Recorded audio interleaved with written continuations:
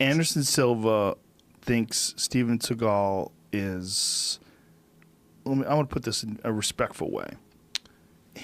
Anderson Silva has a wonderful sense of humor, and Anderson Silva is very playful, and he thought it would be hilarious if people believed that he was learning all of his martial arts from Steven Seagal. Got it. He also loves Steven Seagal movies legitimately, so treated him with a great deal of respect. Right. He also recognizes that Steven Seagal actually is a master of Aikido.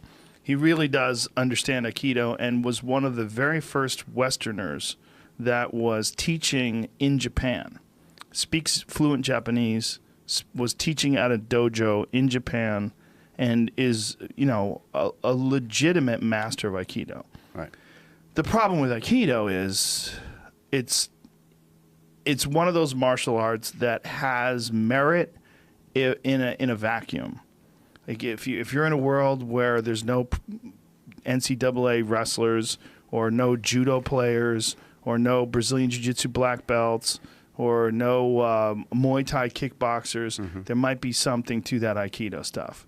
But in a world where all those other martial arts exist and we've examined all the intricacies of hand-to-hand combat, it falls horribly short. Well, see, this is the point I'm trying to make. You just said that we've investigated all the intricacies. You said all the intricacies of hand-to-hand combat. I mean, you're just speaking, but you want to open your mind to the possibility that Aikido has some techniques that are effective. Yeah, when I say all, that's you're correct. That's not a correct way of describing it. Right. Because there's always new moves that are being, like, for instance, in a recent fight between Anthony Pettis and Tony Ferguson actually used Wing Chun in a fight.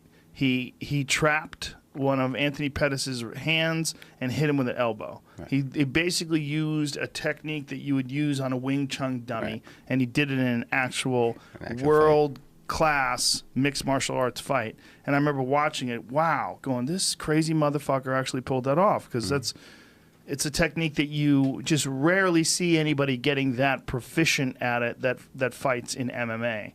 And Ferguson is an extremely creative and open-minded guy, and he figured out a way to make that work in a world-class fight.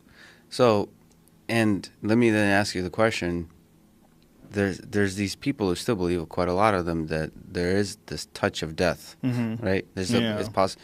Do you think it's possible to discover through this rigorous scientific process that is MMA, that started pretty recently? Do you think, not the touch of death, but do you think we can get a 10x improvement in the amount of power the human body can generate in punching?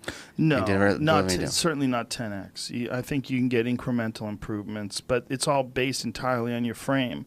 Like, if you're a person that has very small hands and narrow shoulders, you're kind of screwed. There's not really a lot of room for improvement. You can certainly get incremental improvement in your ability to generate power, but you'll never be able to generate the same kind of power as, say, a guy with a very big frame like Brock Lesnar or Derek Lewis or anyone who has. There's like classic elements that go with being able to generate large amounts of power. That's right. Wide shoulders, large hands. There's a lot of characteristics of the human frame itself.